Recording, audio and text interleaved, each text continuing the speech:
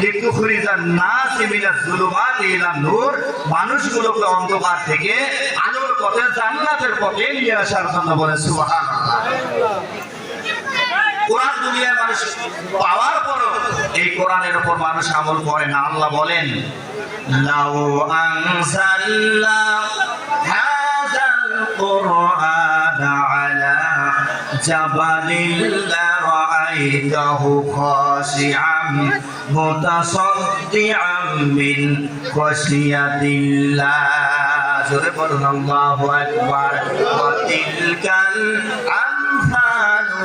نضربها للناس لعلهم يتفكرون। আল্লাহ বলছেন জানেন, আমি বলি যে লাউ আনজালনা হাযাল কুরআন, আমি এই কোরআন নাযিল করেছি, আমি এই কোরআন যদি পাহাড়ের উপর নাযিল করতাম, আলা জাবালিল লারাইতাহু, আমি যদি জাবাল শব্দের অর্থ হলো পাহাড়, আমি যদি পাহাড়ের উপর এই কোরআন নাযিল করতাম তাহলে পাহাড় আল্লাহর ভয়ে সিজদায় পড়ে যেত। কিন্তু এই উদাহরণগুলো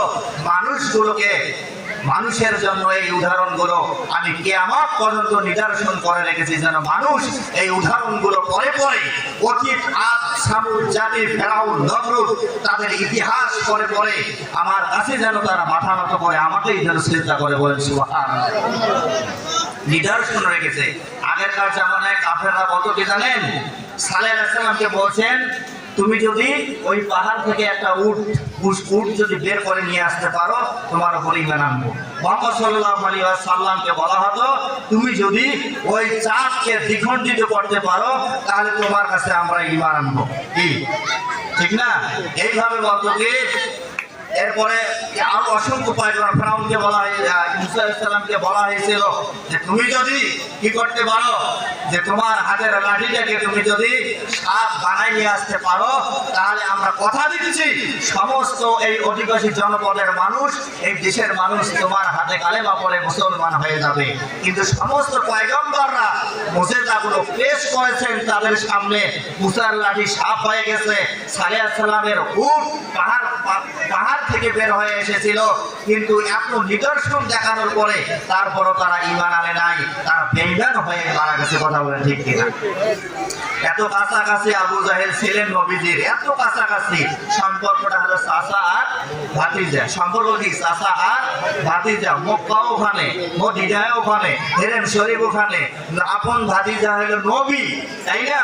অথচ তার হাতে কালেমা পড়ে অসংখ্য সাহাবী জান্নাতের সুসংবাদ দুনিয়াতে পেলেন, কিন্তু আবু জাহেল নবীর আপন চাচা হওয়ার পরেও বেঈমান হয়ে পৃথিবীতে মারা গেল।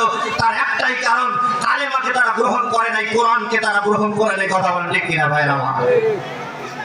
এবার বুঝেন, ওই জন্য তো মাঝে মাঝে মানুষ কয় নামাজ না পড়লেও তোর থেকে আমার ঈমান ঠিক আছে। আপনার কয় না? কয় কি কয় না?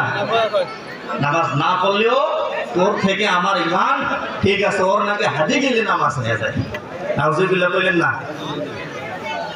দুনিয়া কত বাটপার দেখবেন, বাটপাররা কিয়ামতের ময়দানে ধরা খাইবে।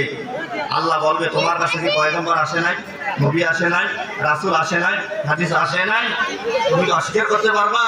যদি অস্বীকার করে এই মুখ আছে না, এই মুখে কষ্টেপ মেরে দেওয়া হবে, মানে মুখ বন্ধ, জবান বন্ধ, হাত তখন কথা বলবে, পা তখন কথা বলবে, সোনো পাউডার আলতা কুমকুম কত কি এই মুখের মধ্যে লাগাই, কিন্তু ঠান্ডার কারণে ঠান্ডা পানি দিয়ে উজু করে নামাজ পড়তে চাই না, তখন তখন ওর বিপক্ষে সাক্ষী দেবে। কথা কয় না? কথা কয় না? কথা কয় না? কারে যত্ন করেন? আগে নিজের নফস, নিজের আত্মাকে পরিশুদ্ধ করতে হবে। নিজের নফস, নিজের আত্মা যদি পরিশুদ্ধ হয়ে যায়, উপরের মধ্যে আপনি যত ইবাদত করেন, অন্তরে যদি হিংসা আর অহংকার দিয়ে ভরপুর হয়ে যায়, জান্নাত যাইতে পারবেন।